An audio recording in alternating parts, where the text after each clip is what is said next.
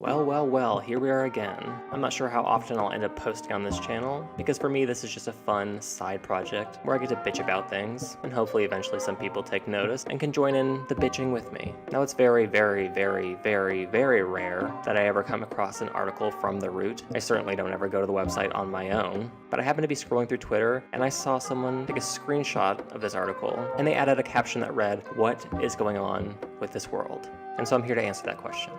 Everyone is fucking brain dead. A certain journalist, and I put the word journalist in quotes, because I should say some fucking retard, named Michael Harriot, decided to write an article titled "Netflix Bird Box is really about how white people don't want to see racism." Now fortunately for me, I actually watched this movie over the winter break. I had a few days off work and I decided, what the hell, it's free, it's on Netflix, I'll go ahead and watch this. I like horror movies, hopefully it's good. I'd give it a solid B, definitely worth a watch. I'd say it's like a mixture between the movie The Mist and A Quiet Place, but for those who haven't seen it, I'm gonna give you a really quick spoiler.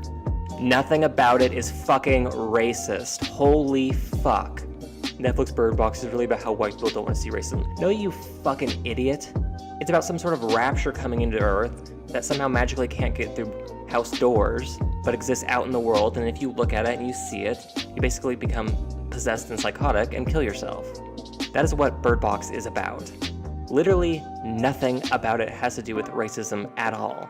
It has a diverse cast. There's a single independent white woman who's pregnant on her own and gonna raise a kid on her own. There's the gay Chinese man. There's a black guy that Sandra Bullock ends up falling in love with and fucking every night. But yet somehow it's about not wanting to see racism. It's not like Sandra Bullock was fucking the black guy with a bandana tied around her eyes. Nope, she was looking directly at him while fucking him. Seemed to enjoy it.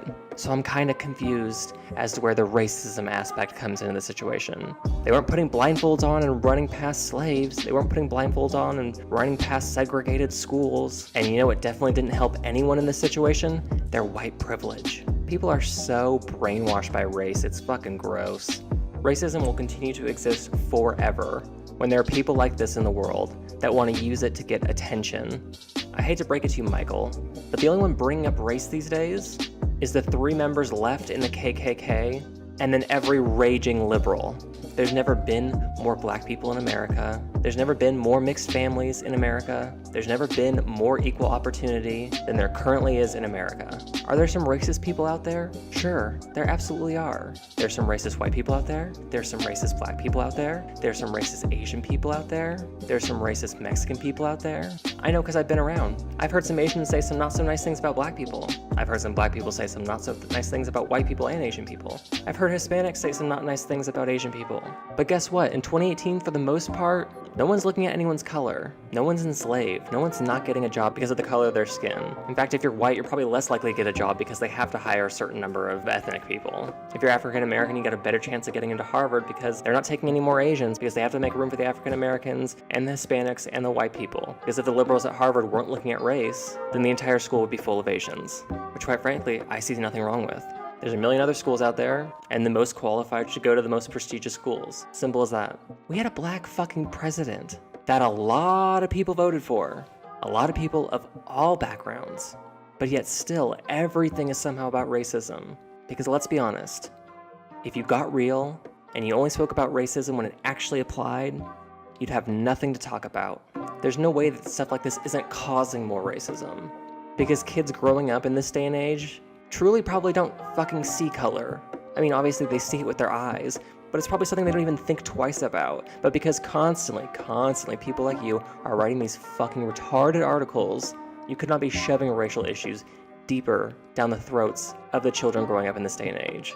Whereas if you didn't, it wouldn't even occur to them, because none of this is an issue anymore.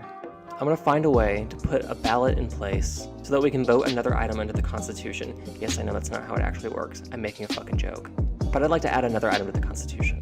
Thou shalt not be allowed to have any social media accounts without scoring at least normal on an IQ test, because I believe that would definitely solve the problem. Now, of course, once this was passed, we'd have half the journalists we have now, and we'd have a huge influx on manual labor and janitors, but I'd argue it'd definitely be a benefit to society.